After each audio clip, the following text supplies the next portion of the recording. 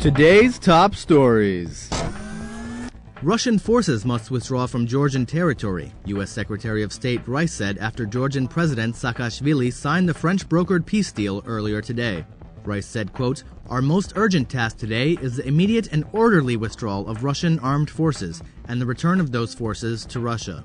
Under the terms of the ceasefire agreement, all Russian forces must withdraw from Georgian territory, save for peacekeeping troops which were stationed in Georgia before the current conflict began over the pro-Russian breakaway regions of South Ossetia and Abkhazia."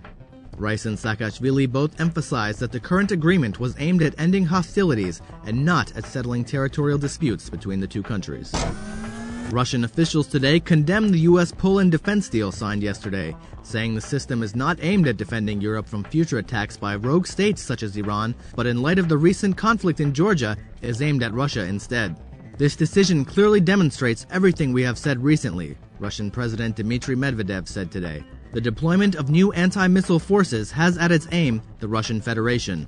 Chief U.S. negotiator John Root insists that the deal is, quote, "an important agreement for the security of the United States, for the security of Poland, and the security of our NATO allies." The plan includes setting up 10 interceptor missiles in Poland and a radar facility in the Czech Republic between 2011 and 2013. The system would complement the U.S. defense system already placed in the U.S., Greenland, and the U.K.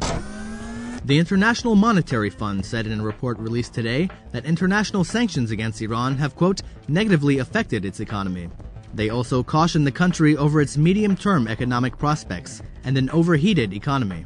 IMF says, quote, UN and U.S. sanctions against certain Iranian institutions have created difficulties for trade, financing, and payments, discouraged foreign investment, and adversely affected the profitability of the targeted financial institutions.